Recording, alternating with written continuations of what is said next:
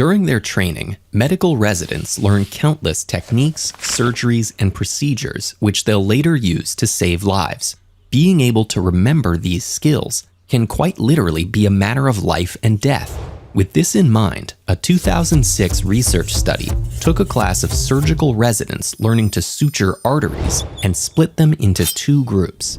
Each received the same study materials, but one group implemented a small change in how they studied them. And when tested 1 month later, this group performed the surgeries significantly better than the other residents. We'll discuss the secret to that group's success, along with 2 other highly effective study techniques which can be applied both in and out of the classroom. But to understand why these methods work, let's first unpack how the brain learns and stores information. Say you're trying to memorize the anatomy of the heart. When you're introduced to a new concept, the memory is temporarily encoded in groups of neurons in a brain area called the hippocampus. As you continue to learn about workings of the heart in class or study its chambers for an exam, you reactivate these same neurons. This repeated firing strengthens the connections between the cells, stabilizing the memory. Gradually, the knowledge of heart anatomy is stored long-term, which involves another brain area known as the neocortex. How information is transferred from short-term to long-term storage is still not completely understood, but it's thought to happen in between study sessions, and perhaps most crucially, during sleep. Here, the new knowledge is integrated with other related concepts you already know, such as how to measure heart rate, or the anatomy of other organs. And the process doesn't end there. Each time you recall heart anatomy, you reactivate the long-term memory, which makes it susceptible to change. The knowledge can be updated, strengthened, and reintegrated with other pieces of information. This is where our first study technique comes in. Testing yourself with flashcards and quizzes forces you to actively retrieve knowledge, which updates and strengthens the memory. Students often prefer other study methods, like rereading textbooks and highlighting notes, but these practices can generate a false sense of competence, since the information is right in front of you.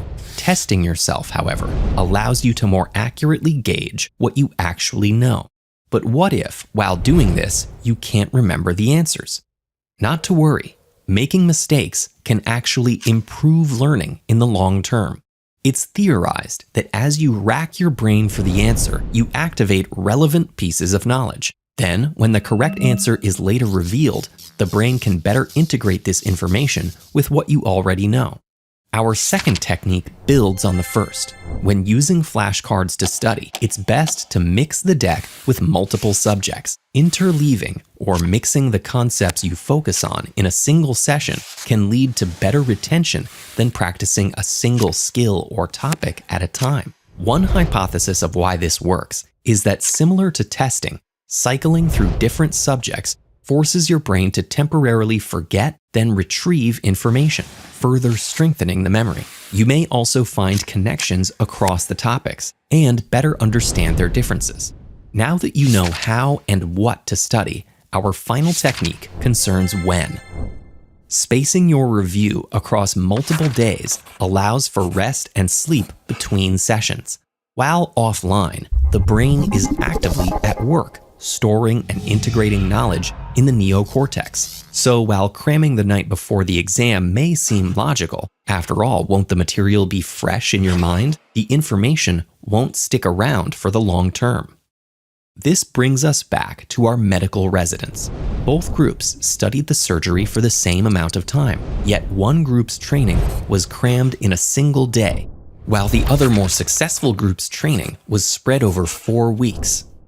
The reason all 3 of these study techniques work is because they're designed with the brain in mind. They complement and reinforce the incredible way the brain works, sorting through and storing the abundance of information it's fed day after day. If you find it difficult to reach a state of flow while you're studying, maybe we can help. Watch this video to learn more about this unique mental state of effortless engagement, or get more actionable, science-based advice on how to build character at ed.ted.com/buildcharacter.